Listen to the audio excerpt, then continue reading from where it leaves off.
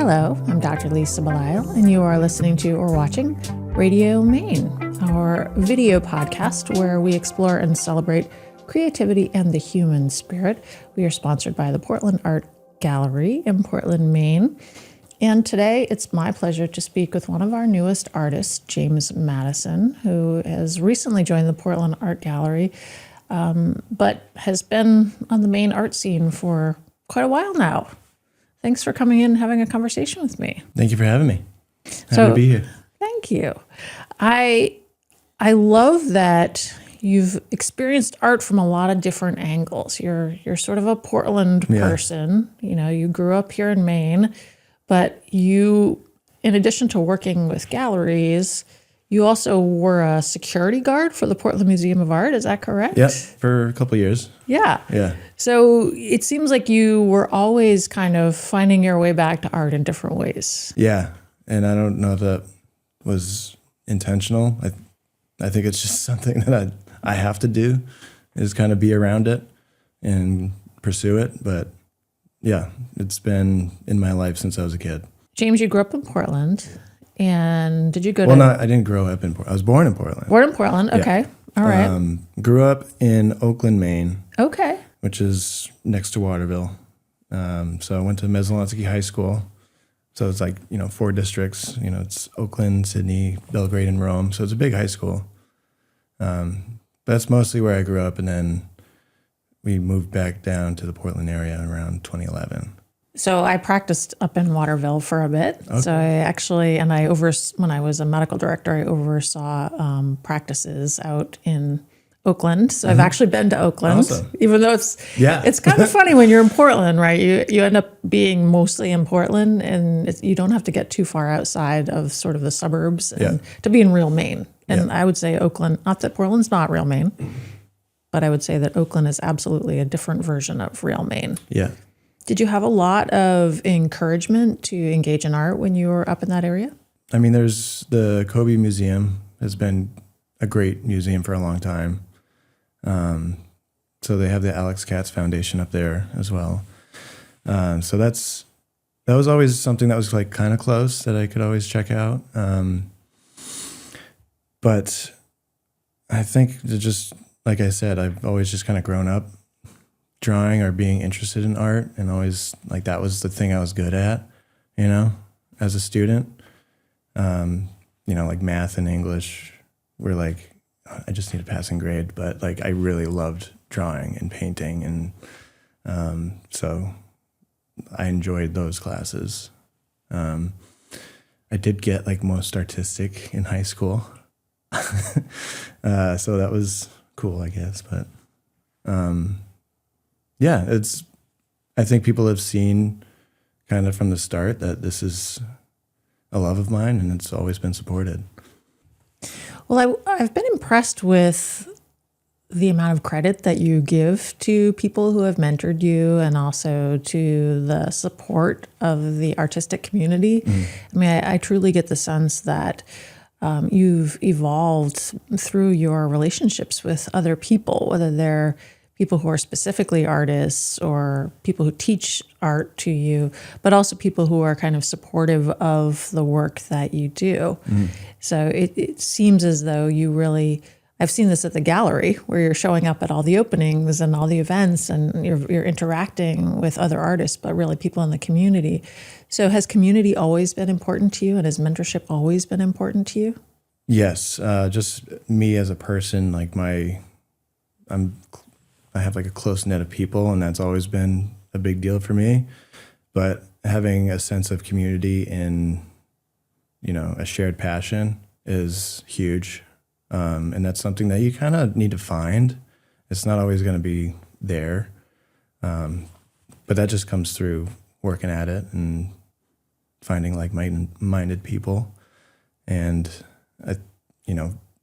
being part of the Portland Art Gallery now is just, I'm so excited to like be in this new community with a lot of like-minded people. Yeah, I've noticed that you've already gotten into sort of the Portland Art Gallery like coffee group, like Rick Hamilton and Paige Eastburn O'Rourke and Greg Day and Annie Darling, and who I I think they're all really great people and really very creative.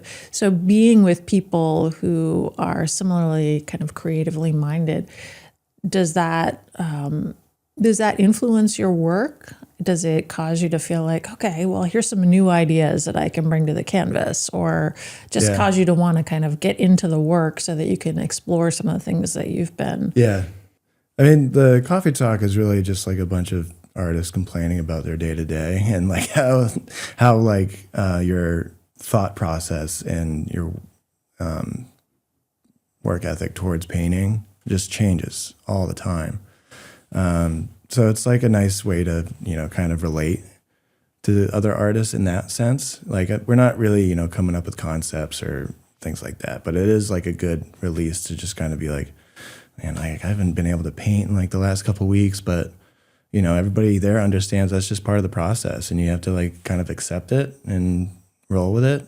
And usually you get something good out of those struggles too. So that's actually really good to know, because I think that from talking to a lot of artists, it can be a very solitary thing to be creating your art in the studio. And ultimately, I think for most artists that there is some amount of solitude that's involved. Mm-hmm. So I would think that getting in your own head about these times of when your brain's working on things, but you're not quite ready to get your hands involved, I would think that that would be somehow validating for you as an individual. I agree. I think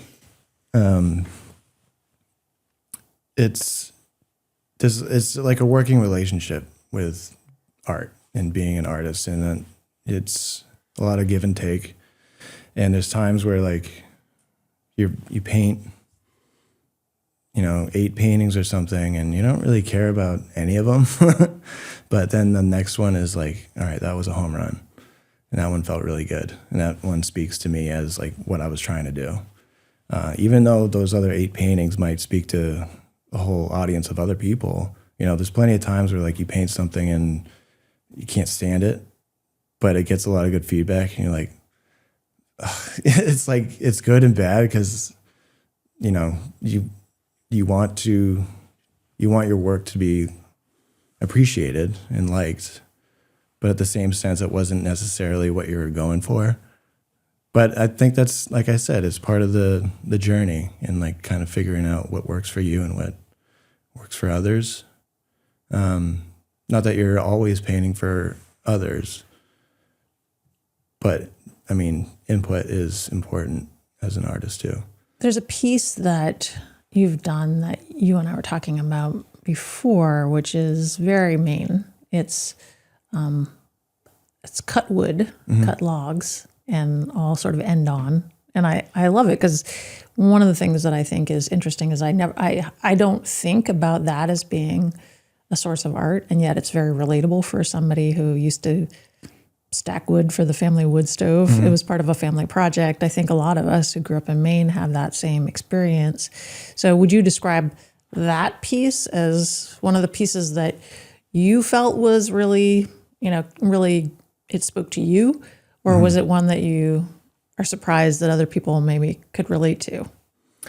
That was a home run for me.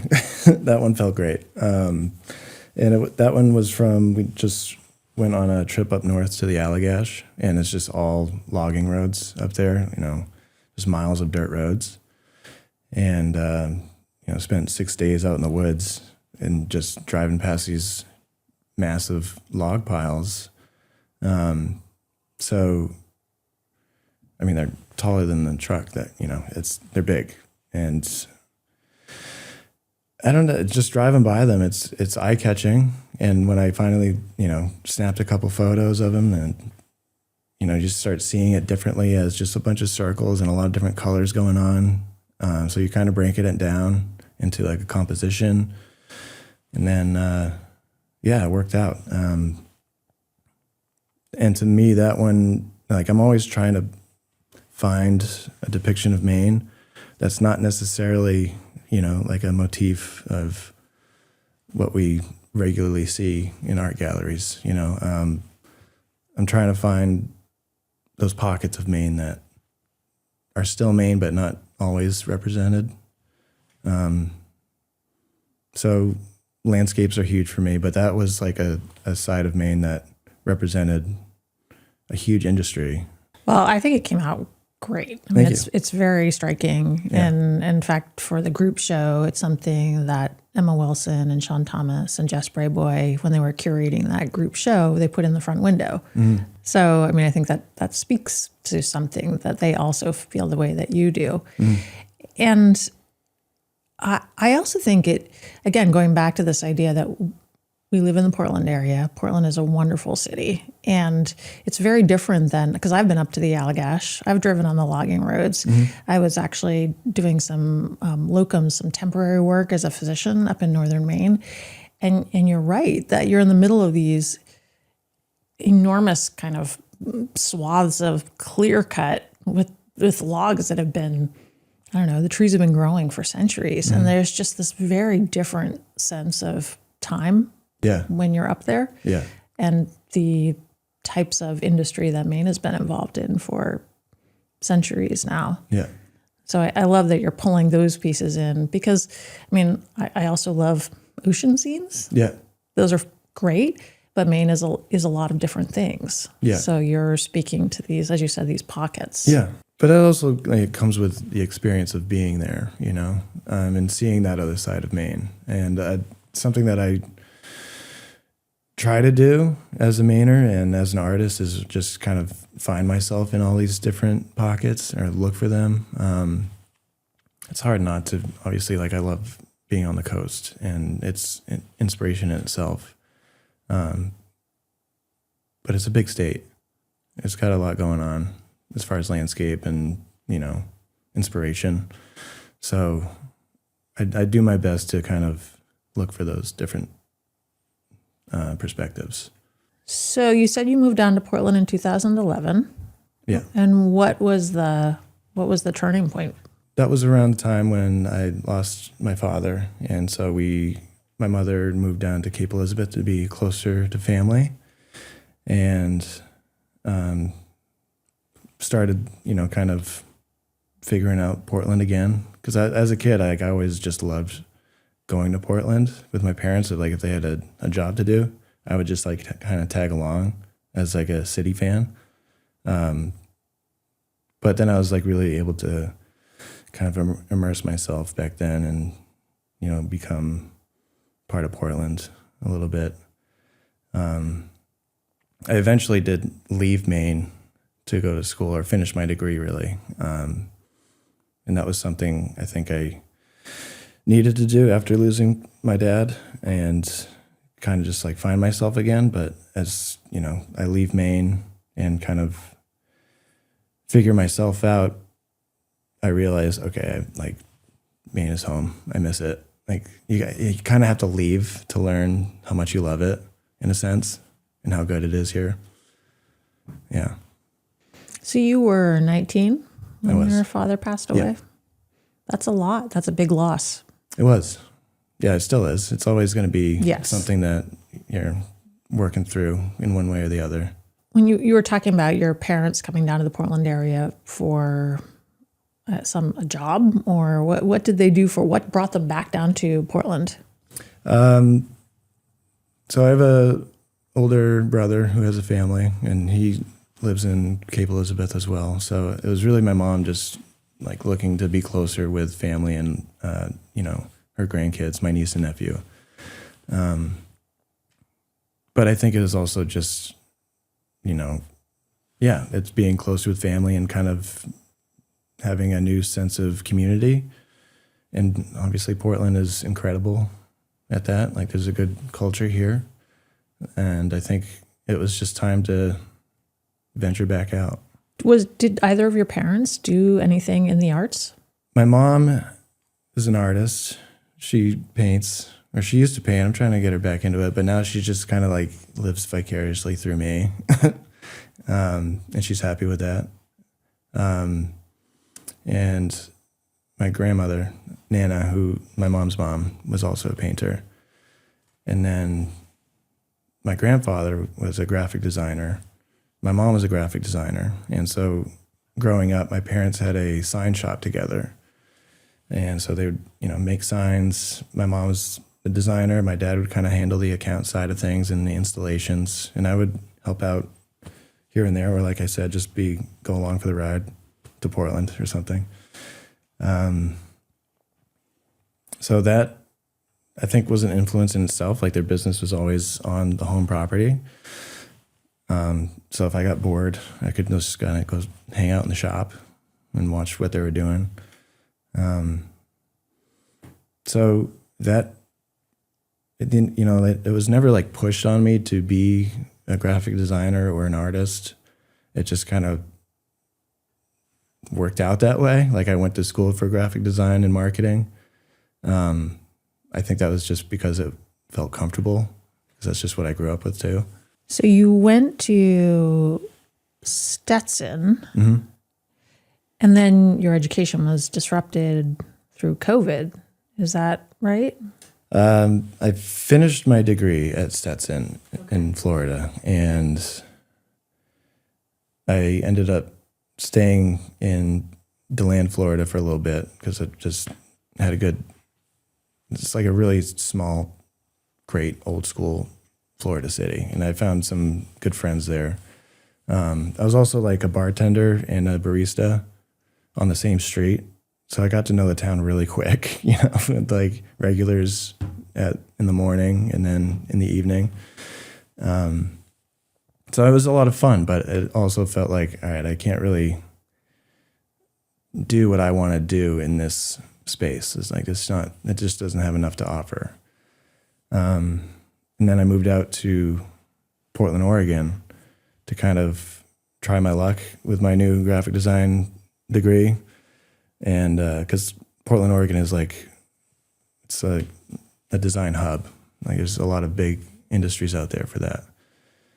A little naive about it, because it's also like you need 10 years of experience to even be like a junior designer. So I was like, oh my gosh, like, what am I doing?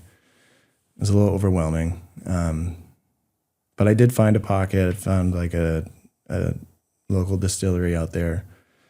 So I worked front of house as a bartender again, but also as a graphic designer for them, and which was huge because I got a lot of experience. They gave me a lot of experience for that, and kind of working with their brand. But that's when COVID hit, and wasn't so fun out in the West Coast. It was pretty scary. So that kind of was like, all right, I need to get back to Maine and start over again. I'm glad I did. So I know COVID was terrible, but it was also like a helping hand in a way. Sounds like it maybe enabled you to refocus priorities, perhaps? I think it was just like a reset.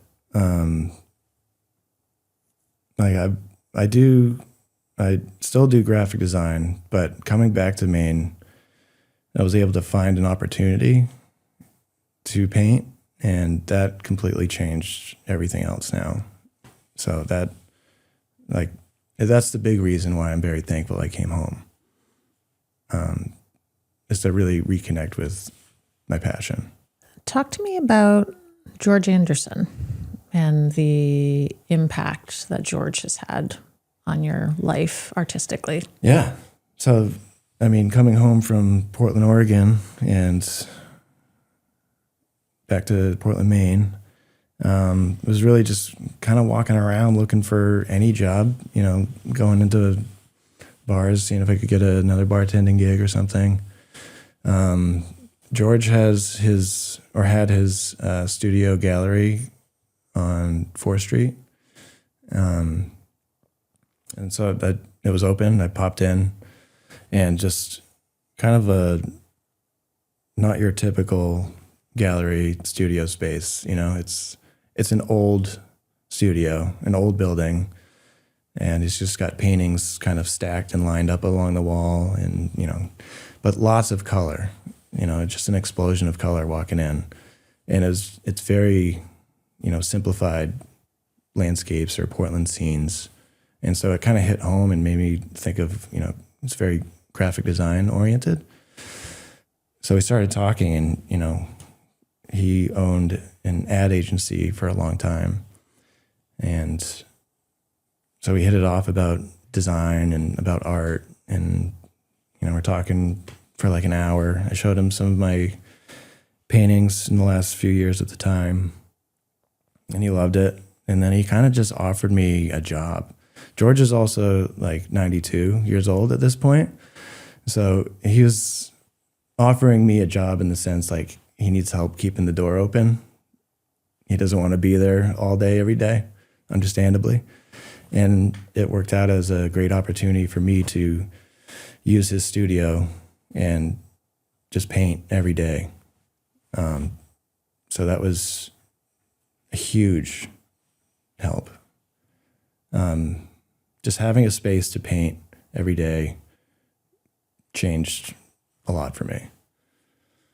I was kind of able to find my style after a little while. I was doing a lot of like realism before, and being surrounded by George's work was definitely an influence to kind of loosen up a little bit. And yeah, you can, if you go back on and look at my old work, you can kind of see how it graduates into different avenues into what it is now. But yeah, I mean, George he was a mentor. I was there for 2 years and then another, half a year after that. So within 4 years, we worked together quite a bit. Yeah, he was big for me. One of the things that I've been noticing about the Portland Art Gallery is that it's an interesting, it really has artists of every part of the spectrum, age-wise, experience-wise, educational background-wise. And I kind of love being a fly on the wall and standing in the gallery, and not intentionally, I just can't help it, but overhearing conversations between artists, because you can be an artist who has been practicing for 2 years. You can be a practicing artist for, 50 years. Mm-hmm.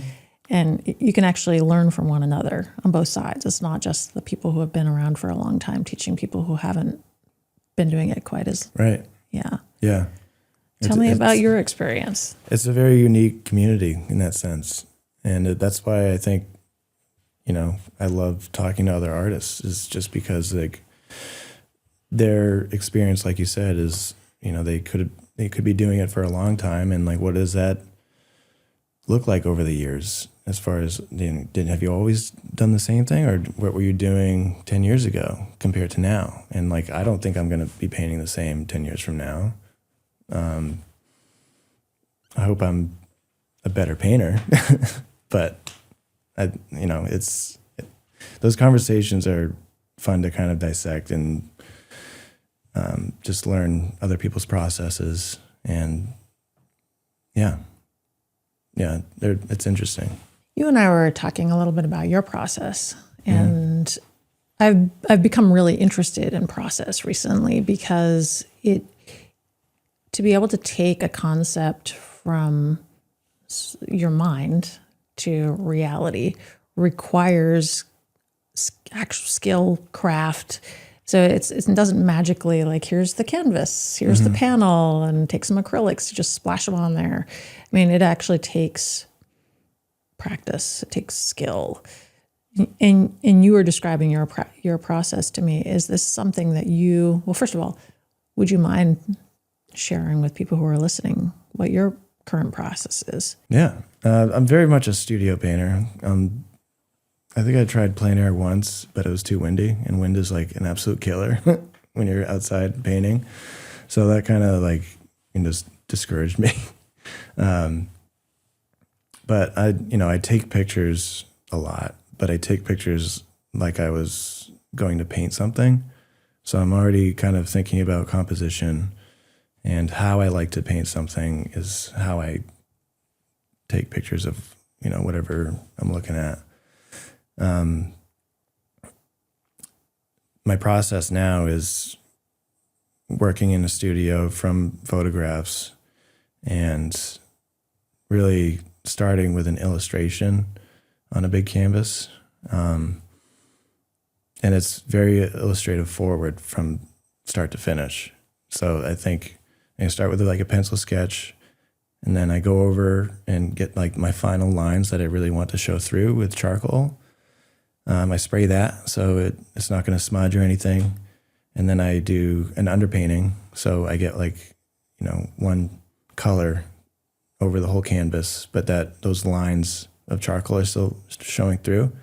So once that's all dry, then I'll start, painting with oils and filling in those lines. But it's, that illustration is coming through until the end. Which sounds like it very much aligns with the way that you used to engage artistically with the world when you were younger, because you said you've been drawing for a long time. So it's interesting to me that you're now painting, but you're still incorporating drawing into the way that you're approaching things. Yeah.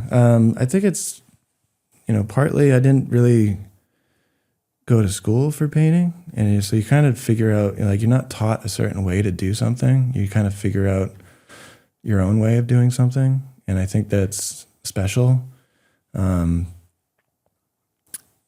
Not to knock any art schools or anybody that's been to art school, but I think that's an opportunity to kind of create your own process and not be told how to do something. And I think that's a good quality. Well, having spoken to, you're in good company as far as graphic designers who also are doing a different version of art. Annie Darling is one, Anne Trainer Demang is another one. Within our gallery, and Andrew Faulkner, they all have this sort of graphic design background. But it is interesting that you're starting from kind of a different educational place, a different experiential place, and you're evolving the way that you're incorporating art based on your education and experience, but it's coming out in a slightly different way than if somebody was perhaps classically trained as a painter. I definitely have, like I said, I did realism for a little while, and I think the more, it's an incredible skill to have. And I think it allows me to kind of loosen up, but I like that I went for it and learned from it. But the more I try to make something realistic, the less it felt like it was mine in a sense. And so when it sounds funny and backwards, but there's a certain discipline in letting yourself loosen up in the process. And when I was able to finally do that, and that takes a lot of practice and time, but that's when I was like, okay, this feels like me. This feels like this is my work, and I can really figure out something that is mine in a sense. So as you're talking, I'm thinking about this idea of your kind of artistic voice, and I don't know what voice is something that comes from other elements of my background, but is there sort of artistic imprint? Is there something that artists consider to be their way of doing something that kind of shows that these are their pieces that are showing up in the world that is different than the word voice? Yes, but also, there's no true originality either. Everybody's taking something from somebody. I have my favorites that I pull a lot of inspiration from. I'm not trying to copy anybody, but you can't say it doesn't look like, these artists from 100 years ago. They're clearly inspiring something in me. But yeah, I think you still find your own voice, but it's, on the backs of others that have done something similar in the past. Yeah, I think that makes a lot of sense. Even when I've done a lot of reading about the history of color, for example, and we've been thinking about colors and color pigments, and they've been evolving different types of color theory for thousands of years now, whether formally or informally.